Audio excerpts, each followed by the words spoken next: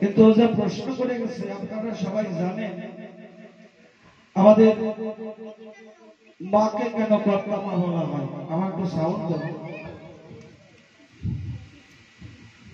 কেন কর্তা মা বলা হয়? ওর মনে ভাব আছে তাই যে বাড়ির কর্তাছে সে গামছা পরে ঘরে, তা ওর এইটুক জানা নাই যে ও আমার সঙ্গে ঘুরে বেড়ায় তাই ওর বাড়ির কর্তা কিনা, ওর ছেলে মেয়ে কটা মানুষ করতেছে কিনা। ওর প্রশ্ন ভালো, জবাব ভালো হবে না। মেলা প্রশ্ন করে গেছে, আমি সংক্ষেপে বলে যাবো। চলো।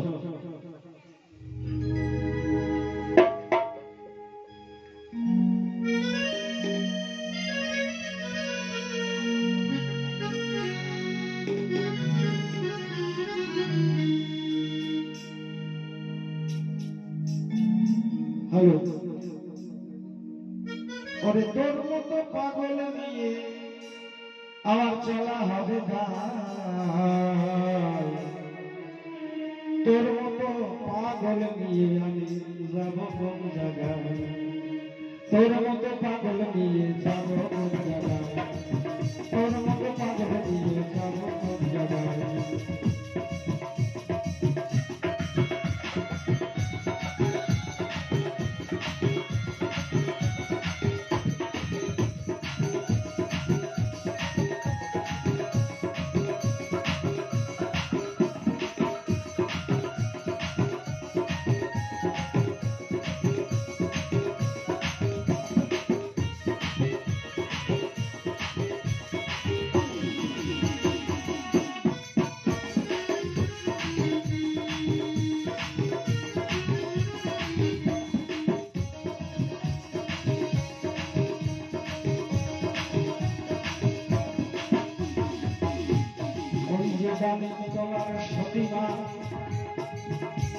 কেন এই ভক্ত জনে এই কথাটা জানতে পারছো না গুরু, আমি তোমারে জানাই।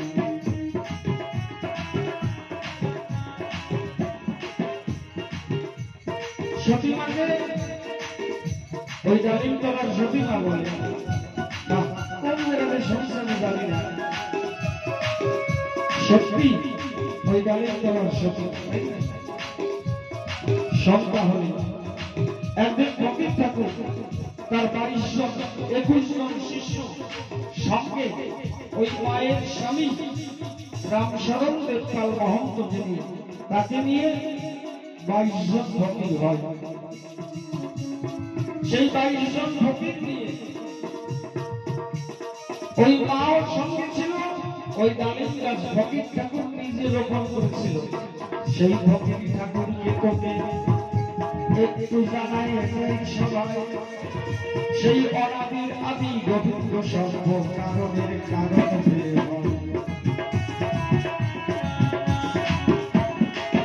অনাদির আদি গোবিন্দ যিনি কলিতে গৌরঙ্গ রূপ ধরলেন, তিনি পুরীতে জগন্নাথ ধামে, আমাদেরই উড়িষ্যায় পুরী ধামে ওই মন্দিরে জগন্নাথ মন্দির হতে গভীর নিশীথে উনি অন্তর্ধান হলেন। কেন? এই ভক্তের উপরে আসে ভগবান, আবার ভক্তের উপরে যায়। এই ভক্তকে শিখাবার পরে মানব নিয়ে আসে ভবের গায়ে। মানব রূপে এসেছিলেন লীলা সম্পন্ন নয়। তিনি মনে মনে চিন্তা করলেন, তাই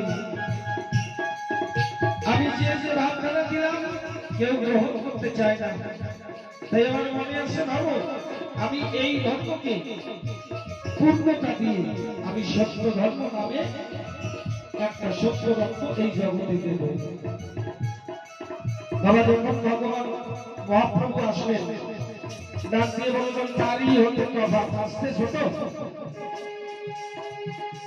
নারী হতে তফাৎ, নারীকে স্পর্শ করা যাবে না। যখন এই কথা কয় গৌরঙ্গের মত নেওয়া যাবে না। তখন মনে মনে চিন্তা করিলেন, তাই দেখি একটু ছলনা করে, তাই কি বললেন, হারে পাগুলো আছে সবে ভাগবতীর কোল আর সবাই বলবে তোমরা মুখে হরি হরি বল। সবাই বলে আমরা এইবার যাওয়া যায়, কিন্তু এই ভক্তরা যখনই দেখতে পায় মনে মনে চিন্তা করলেন আমার মহাপ্রভু এই সময় যেহেতু এই মানুষগুলো ভালো, কিন্তু এরা বোঝে না, কিন্তু কলিযুগে অন্নগত প্রাণ আর জমিগত মন, এর ভিতর থেকে এদেরকে যদি সন্ন্যাস পথে দিয়ে দেয় এরা কোনো মতে ধর্মকর্ম করবে না। তাই নিজ দাবি মোচানো যাতে সচ্চরিত্র হবে তার একটা ব্যবস্থা করবো আমি এইভাবে।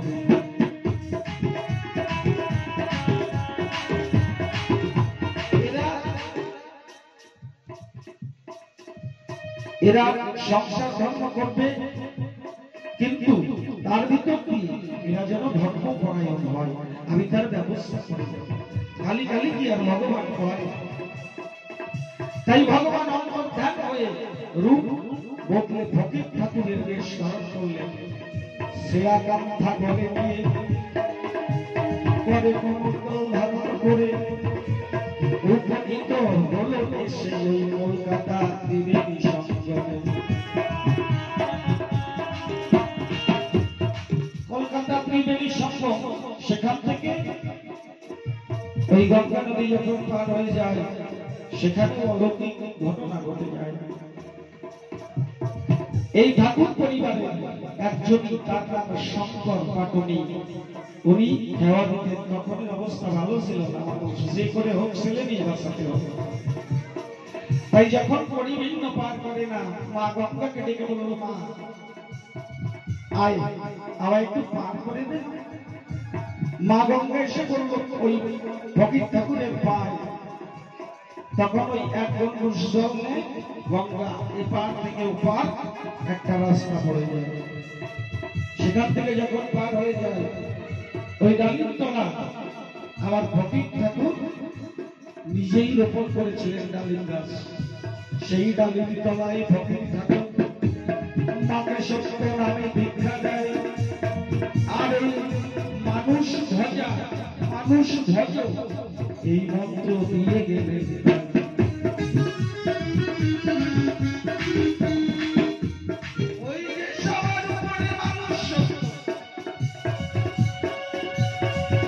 সবার উপরে মানুষ সত্য, ইহার উপরে নাই।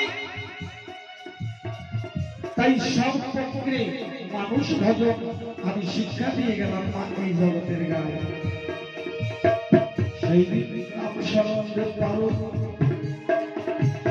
আমার মায়ের স্বামী হয়, কিন্তু যাকে ভাগ দিল ভক্তে সেই তো আসল কর্তা নয়। সেই তো ফকির ঠাকুর যখন ভার দিলেন রামশরণ দেবপাল বললেন আমার দ্বারা সম্ভব নয়। মা বললে তাই তাই, আমি একা তোমার কাছ থেকে কোনো জাগতিক জগতের সম্পদ চাই না, আমাকে এই সত্য রত্ন দাও, যে রত্ন এই বিশ্ববাসী সবার মঙ্গলে আসে, আমি সেই রত্ন দিতে চাই। সেই দিন থেকে ফকির ঠাকুর মাকে এই সত্য মত যেভাবে ভালো করে চলে, সবাই যখন প্রভুমুখী হয়, ঈশ্বরমুখী হয়, যখন বাদ দিল সেই দিন থেকে আমার মা জগতের কর্তা হলো। শুধু আমার মতের কর্তা আমার মা নয় রে, সে আত্মা শক্তি মহামায়া, তার সেই রূপের ব্যাখ্যা দিয়ে দেখ দেখ একটা মানুষকে রক্ষা করতে হলে অসুখকে নিধন করতে হয়।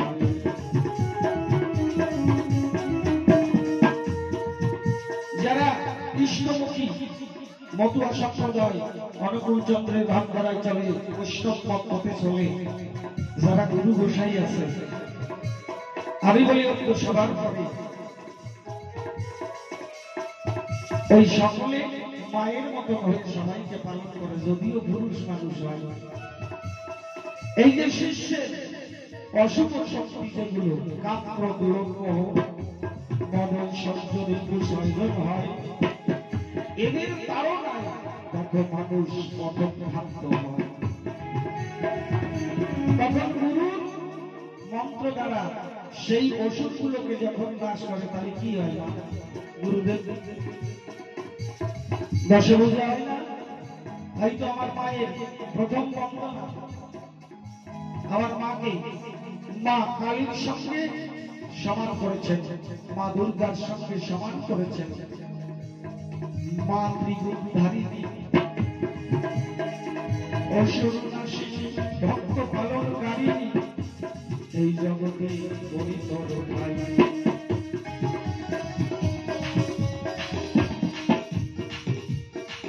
আর কি বলবো, হিংসা করছে, তাও আমার ফকির ঠাকুরের হাতে ওই পুকুরটা তৈরি করা ছিল। কেন? একদিন আমার ভক্ত আসবে, সেদিন তাদের কামনা বাসনা যেন পূরণ হয় বলে সে দিচ্ছি তোর আমার জন্য ওইখানে ওই হিংসা করে যান। কেন? এই ভক্ত অনেক সময় ভুল করে বসবে, তারা যখন এসে আমার কাছে ক্ষমা চাইবে এবং এই জলে স্নান করে একটু জল পান করবে, তার সঙ্গে সঙ্গে সকল অপরাধ মাফ হয়ে যাবে। এই জন্য বলে কলির যুগে কলির শিব আমরা অতীব ধন্য। কেন? অল্পতেই ভগবান আমাদের উপরে তুষ্ট হয়। আর কিছু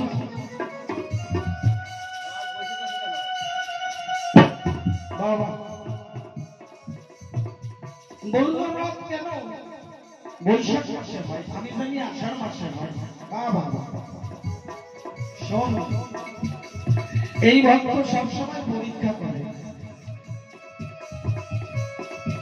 ওই দুলাঞ্চা বলেছিল, মা আমি স্বয়ং গোলকের হরিজন, আমি বলি তোর সদন আমার তুই সন্তান কামনা করেছি আমার ভাই, আমি আজ মনের ব্যথা খুলিয়ে তোর কাছে বলে যাই। মা আমার সত্য যুগে নারায়ণ ছিলাম, এই জগতে পালিলাম, কিন্তু মায়ের কাছে কোনদিন থাকিনি, মাকে শুধু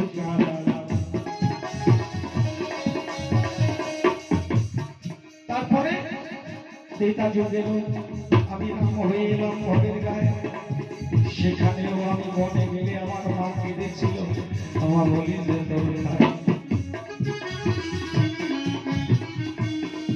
আর কি। তারপরে কৃষ্ণ হয়ে এলাম, একটা মা নয় মা, আমি দুটো মাকে কাঁদিয়েছি, সেই সঙ্গে কত নারীকুল তারা আমার জন্য কেঁদেছিল। আমার মনে আছে, ভাবো এই কলিযুগে এসেও আমি মাকে কাঁদিয়েছি, গৌরব এসে এমনকি বিষ্ণুপ্রিয়া সেও আমার জন্য কেঁদেছে। আমি তোর আর কাঁদাতে চাই না মা, আমিও তোর কাছে থাকতে চাই। কিন্তু সেদিন যে দুলার চাঁদ স্বয়ং ভগবান কেউ মানতে চাই না, সেদিন মা বললেন আমি এই আষাঢ় মাসের রথে আমি করব আয়োজন, রাজা কৃষ্ণচন্দ্র এই কথা যদি করিল শ্রবণ। ওই যে লোক দেখে বলছে রাজা শোনো বলি তাই, এই আষাঢ় মাসের রথ বৈশাখে কেন হচ্ছে মানা করো তাই।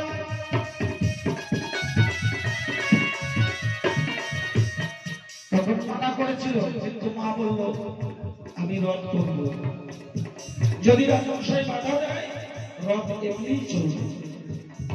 মহারাজ কৃষ্ণচন্দ্র ডেকে বলল তাই যে রথ এমনি চলবে, ঠিক আছে।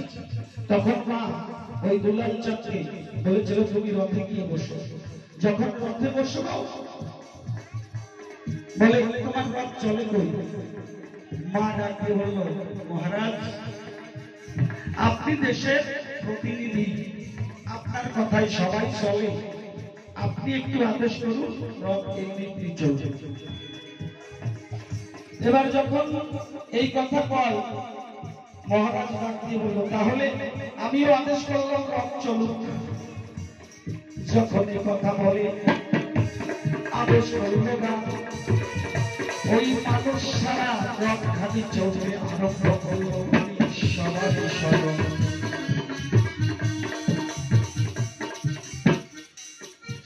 আমার দুলাল চাচ্ছে স্বয়ং গোলকের হরি এটা প্রকাশ করে আমার মা সতী মা যিনি এই রথের আয়োজন করেছিলেন। সেই দিন রাজা কৃষ্ণচন্দ্র ওই সতী মায়ের বাড়ি ৩০০ একর জমি দান করেছিল, কিন্তু সরল মানুষ তো জমির পাট্টা করে নাই।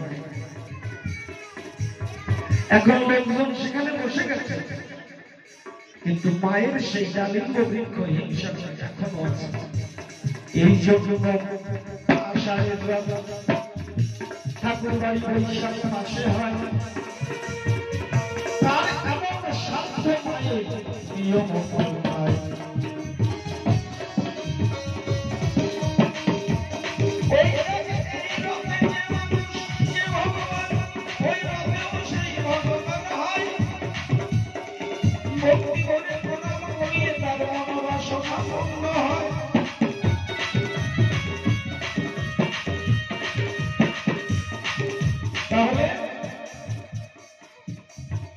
ওই জগন্নাথ ঠাকুর যে ওই বিলারচাঁদ ঠাকুর সে, এই জন্য ওই মায়ের বাড়ির রথ হয়। যদি বিশ্বাস না হয়, আবার সমীরণ বাবু আছেন, একনাথ বাবু আছে, ওনাদের কাছে বই আছে, আপনারা পড়ে নেবেন। আমি ভুল করে গেলাম, চলো।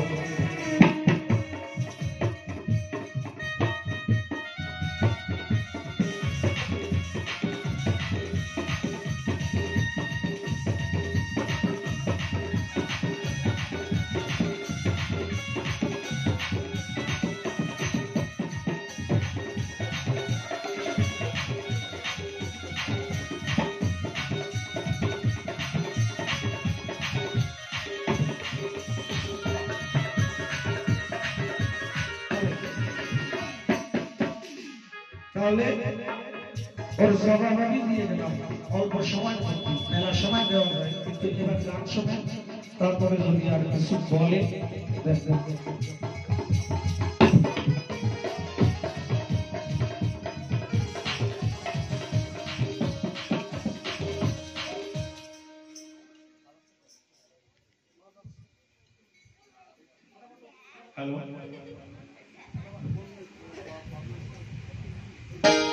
সতী মায়ের বিশ্লেষণ গানে সন্তুষ্ট হয়ে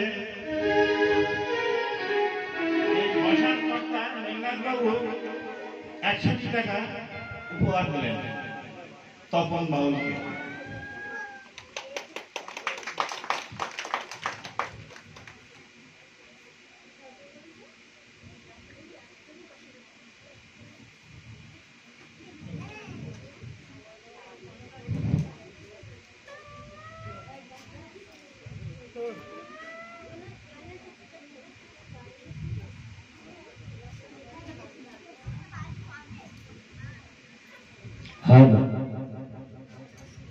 উত্তর সত্য সময় কি পেয়ে গেল, ৫ টাকায় পারবো না, তুই যা। কেন না গেলে তুই ভক্তরা বসে নিয়ে চলে আমার তো তোর অত কিছু দরকার, আমি তো আমি শুনবো না, কিছু দরকার দরকার সব চলে যাক, গান গেলে চলে যাক, তারপরে মুক্ত দেওয়া মানে হয় যাবে তাই ভক্তরা তো অত কিছু না মানে বিপদে পড়ে বলছে না, বলতে পারে ধরে যাবো ধরে যাবো তুই গা গুরুদেব। এখন আমি যদি মেট্রিক পড়া হই, 10 ক্লাস আমি পড়ি, যদি 9 ক্লাসের গুরুদেব হয়, আমি কি তাদের টিউশন যাবো? গুরুদেব গল্প দেবো, গল্প দেবো না, দেবো না দিয়ে যাবো নাকি দেবো হ্যাঁ গল্প দেবো, একটু গম আসছে না, গম ভেঙে দেবো। এক দেশে ছিল 2 হাড়ের গরু, ওই গরু চাষ করতে যেটা গাড়ি যায় ওটা একটু মোটা সোটা আছে ভালো, আর ওই গুরুদেব অত গুরুদেব কিছু পড়া যাবে না, তাই গরু শুরু করা যাবে না, গুরুদেবের গরু কোটি একটু খারাপ করে না, অভিশাপ দিতে বিপদ। তো ওই যেটা গাড়ি থাকে ওই রাম ঠাকুর এরকম বড়, ওই রাম ঠাকুর কাছ থেকে এই তোর দাড়ি চাপায়, তোর জঙ্গলের আশ্রম করায়, কেন তুই পা উঁচু করতে পারিস না? কয় পা উঁচু করে কি করবো?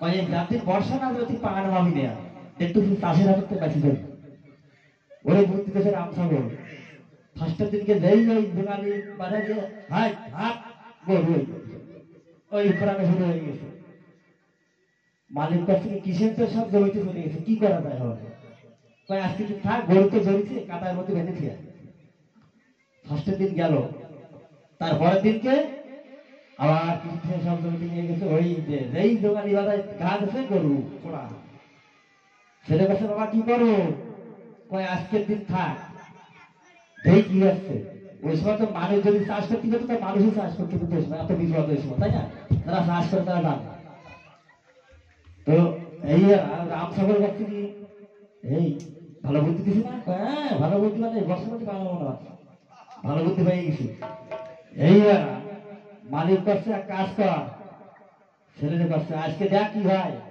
না রাম সাগরে তো গরুর মতো মোটামুটি বড় সড়ো ওই দিকে মানে হ্যাঁ রাম সাগরের চোখ বড় হয়ে গেছে যে বুদ্ধি দিয়ে তো বিষয়টা বলে গেছি এইবার রাত্রির কাছে এই শোন কয় কি কয় তুই পা নামা নাই কালকে সকালে আমার বিপদ ওই জোগাল আমার টানা লাগবে যদি কালকে সকালে কয় আমি যখন বুদ্ধি পাইছি এই বর্ষার মধ্যে পা নামা শুনে বলবি তুই বুদ্ধি যা আমার গুরুদেবের অবস্থা তাই হয়েছে মানে আমার যা বুদ্ধি দিয়েছে ভালো গুরুদেবের আশীর্বাদে সত্যি সত্যি ওদের বললাম না